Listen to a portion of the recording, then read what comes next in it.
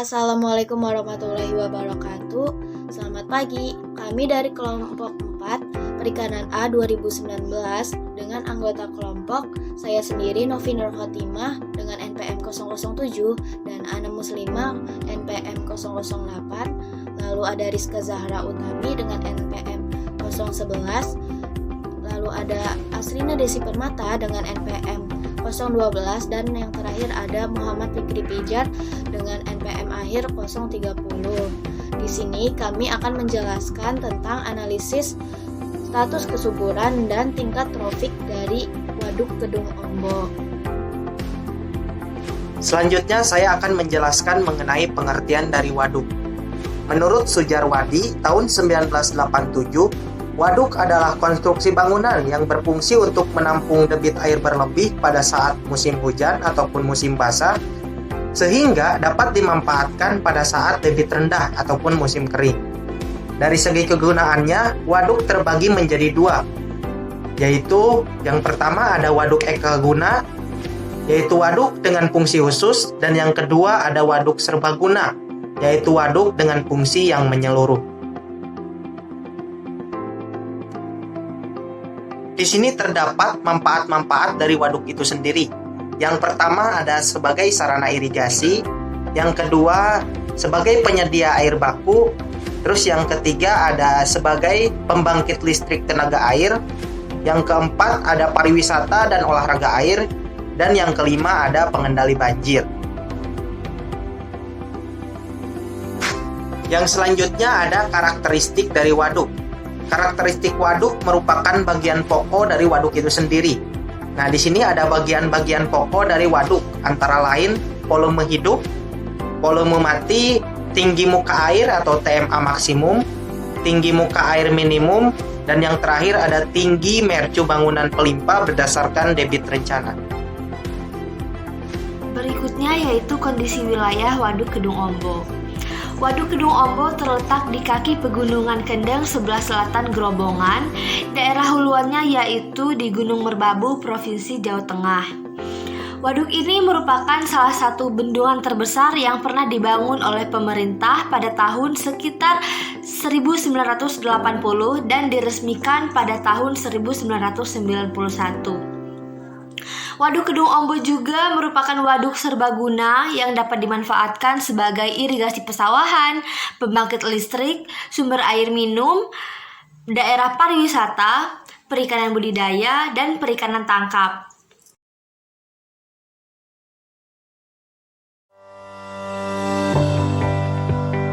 Dengan adanya Karamba di sini, berjalannya mulai produksi yang agak banyak itu mulai tahun 2004. Tapi sebelum 2004 masyarakat juga mencoba memanfaatkan air Kedung Ombo karena lahan pertanian daerah kan tidak ada.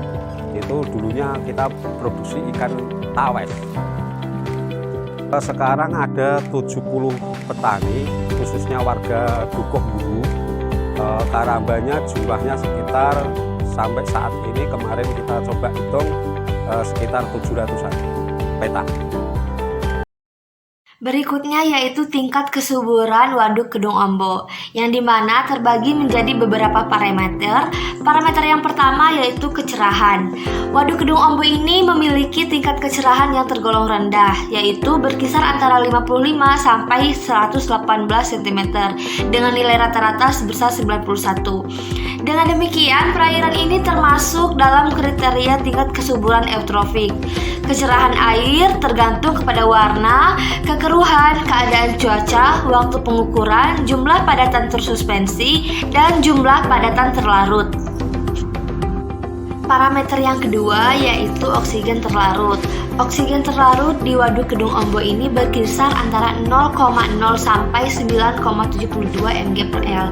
Namun oksigen terlarut di waduk ini bervariasi tiap kedalamannya, yaitu konsentrasi rata-rata oksigen terlarut di Waduk Kedung Ombo pada lapisan permukaan dia sebesar 6,59 mg/L, pada kedalaman 3 meter sebesar 5,44 mg/L, pada kedalaman 5 meter sebesar 4,52 mg per L dan pada dasar perairan sebesar 1,78 mg per L.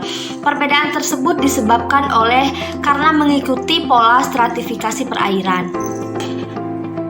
Parameter yang ketiga yaitu nitrogen. Nitrogen ini merupakan unsur utama penentu tingkat kesuburan perairan. Nitrogen total perairan Waduk Kedung Ombo tergolong sedang hingga tinggi dengan nilai 0,02 sampai 1,16 mg per L dengan rata-rata 0,37 ppm. Berdasarkan kandungan nitrogen tersebut, maka Waduk Kedung Ombo ini tergolong perairan mesotrofik hingga eutrofik. Yang keempat yaitu fosfor. Fosfor total di perairan Waduk Kedung Ombo ini berkisar antara 0,01 sampai 0,67 ppm dengan nilai rata-rata 0,046 ppm. Berdasarkan hal tersebut, maka perairan Waduk Kedung Ombo ini tergolong perairan eutrofik. Parameter berikutnya yaitu klorofil A. Klorofil A di perairan Waduk Kedung Ombo ini berkisar antara 1,84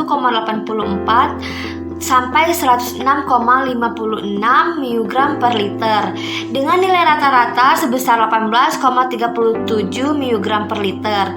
Maka dari itu, perairan Waduk Kedung Ombo ini dengan rata-rata tersebut tergolong kategori perairan eutrofik atau dengan tingkat kesuburan yang tinggi. Kandungan klorofil A yang tinggi tersebut disebabkan oleh adanya jumlah fitoplankton di Waduk Kedung Ombo yang cukup tinggi, yaitu mencapai 54.500 sampai 35.854 sel per liter. Parameter yang terakhir yaitu tropical index. Nilai tropical index di perairan Waduk Kedung Ombo ini berkisar antara 4 sampai 61. Menurut Vollenweider et al. Tahun 1988 dalam EEA tahun 2001, apabila nilai indeks tropical index berkisar antara 4 sampai 61, maka perairan tersebut tergolong perairan eutrofik. Maka dari itu, perairan Waduk Kedung Ombo ini termasuk ke dalam perairan dengan tingkat kesuburan eutrofik atau tingkat kesuburan yang tinggi. Selanjutnya ada tingkat trofik dari Waduk Kedung Ombo. Kriteria trofik suatu perairan berkaitan dengan keseimbangan material pada perairan yang tenang. Keseimbangan tersebut dapat terbagi ke dalam 3 kelompok, yaitu keseimbangan oksigen, keseimbangan nutrien, dan keseimbangan bioproduksinya. Status trofik pada perairan mengarah pada potensi keberadaan kegiatan perikanan pada daerah tersebut. Riding dan Ras 1989 telah membagi status trofik perairan ke dalam 5 kelas, yaitu oligotrofik, mesotrofik, politrofik, eutrofik, dan hipertrofik. Lalu pada penelitian Nastiti dan Endi tahun 1995 mengenai status trofik Waduk Kedung Ombo dengan mencakup 4 stasiun. Stasiun yang pertama itu ada Kemukus, lalu stasiun yang kedua ada Boyolali, stasiun ketiga dengan Wonoharjo, dan stasiun yang terakhir yaitu stasiun Ngalanji. Dengan 5 kriteria utama yaitu DO, ostofosfat, nitrogen anorganik, produksi primer, dan transparansi. Dapat dilihat sebagai berikut. Dari hasil dapat disimpulkan bahwa keempat stasiun dengan tingkat trofiknya yaitu mesoeutrofik.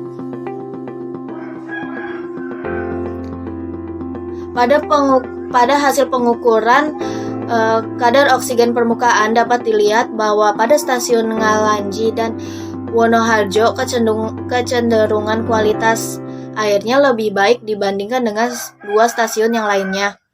Sedangkan pada hasil pengukuran konsentrasi oksigen bagian dasar, stasiun Ngalanji memperoleh nilai yang lebih tinggi dibandingkan dengan stasiun Wonoharjo. Tingginya nilai kejenuhan oksigen di bagian permukaan pada stasiun Ngalanji dan Wonoharjo ini diperkirakan merupakan akibat dari waktu pengukuran yang dilakukan pada siang hari, sehingga cahaya matahari berada pada intensitas maksimum dan mempengaruhi keberadaan konsentrasi oksigen. Lalu selanjutnya terdapat beberapa kelompok plankton yang ditemukan pada stasiun Waduk Kedung Ombo. Di antaranya terdapat famili Cyanophyceae, Chlorophyceae, Bacillariophyceae, Protozoa, Rotifera, dan Copepoda dengan spesiesnya sebagai berikut.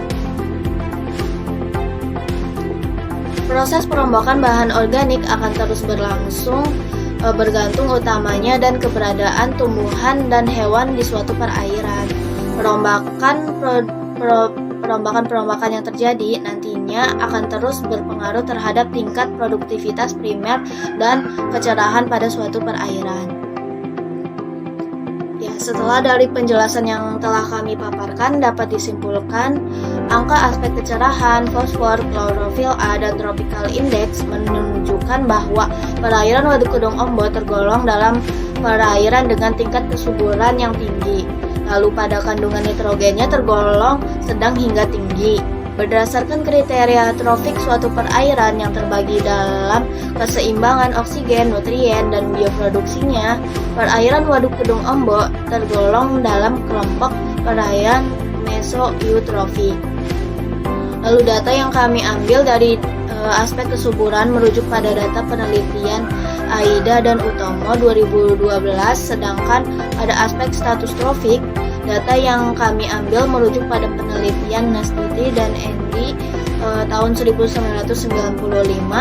Dapat disimpulkan bahwa dalam kurun waktu 17 tahun, Waduk Kedung Ombo masih tergolong ke dalam perairan dengan tingkat kesuburan yang sedang hingga tinggi.